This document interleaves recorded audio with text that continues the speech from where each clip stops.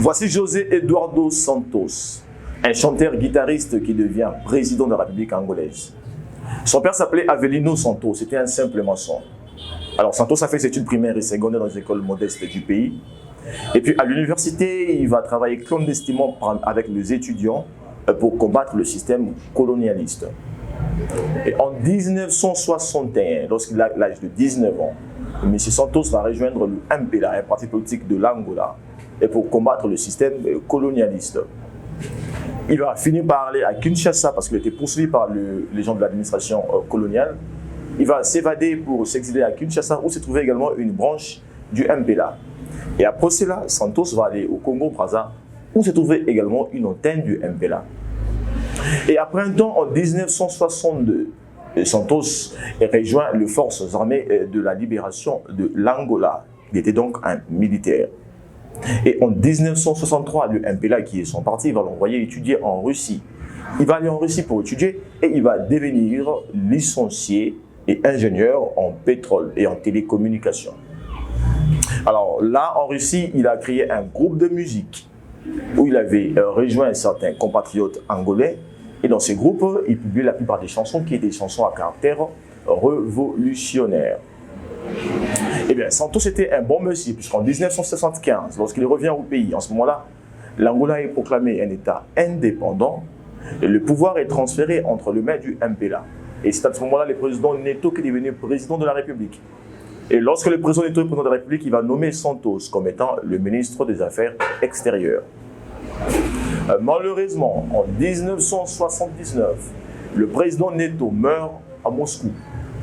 Et lorsqu'il meurt, il y a un congrès qui se tient dans le parti, le MPLA, et M. Santos, qui était alors ministre des Affaires extérieures, sera président du parti. Alors lorsque vous êtes président du parti, par conséquent, il devient directement le président de la République angolaise. C'est comme ça que M. Dos Santos est devenu président de la République angolaise. Mais il y a un problème qui se fait, c'est que M. Jonas Savimbi, c'est un rebelle, il va s'opposer au régime de MPLA. Il était le propriétaire du parti qu'on appelle l'UNITA. Alors, il va déclencher une guerre civile contre le MPLA et la guerre va durer près de 3 décennies. C'était l'une des guerres les plus sanguinaires de l'histoire de l'Afrique. Et durant cette guerre-là, les choses se sont compliquées en Angola, l'économie a été retardée, la vie a été très difficile. En 1991, sous la médiation du Portugal, il va se faire des négociations entre le rebelle de l'UNITA et les pouvoirs en place de Dos Santos. Et à l'issue de ces concertations, eh bien, ils vont décider d'aller aux élections. Et lorsqu'ils vont aux élections, c'est Dos Santos qui gagne. Mais malheureusement, M. Savimbi rejette les résultats et il reprend les armes. Il était alors soutenu par l'Afrique du Sud et les États-Unis.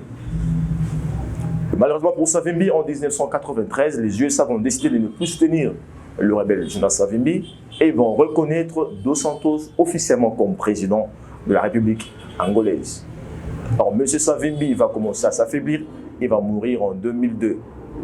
Alors, en 2002, la guerre de l'Angola a pris fin et la place est maintenant au lancement du développement. Malgré que le pays de l'Angola, les pays voisins, a passé beaucoup d'années sous la guerre, malgré qu'il a passé beaucoup d'années sous les oppressions, M. Dos Santos va réussir à relancer très vite l'économie du pays. Eh bien, les chômeurs vont avoir de l'emploi, l'éducation, la société, le développement des routes, des infrastructures. L'Angola va très vite devenir une bonne puissance économique. À l'époque, ce qu'on appelait le Banalunda avait une vie de grande prospérité.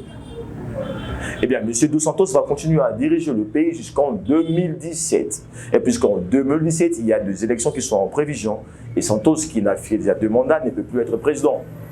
Et en ce moment-là, c'est l'un de ses ministres, en l'occurrence M. João Lourenço, qui va devenir candidat du MPLA. Et il va réussir aux élections et il devient président de la République.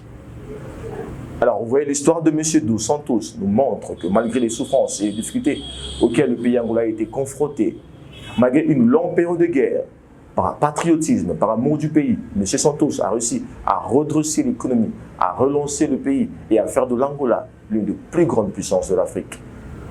Que chaque citoyen de l'Afrique puisse tirer des leçons conséquentes de son histoire, afin qu'on puisse faire la même chose dans nos propres pays. Votre frère et coach Mobile, avec moi, on se verra la prochaine.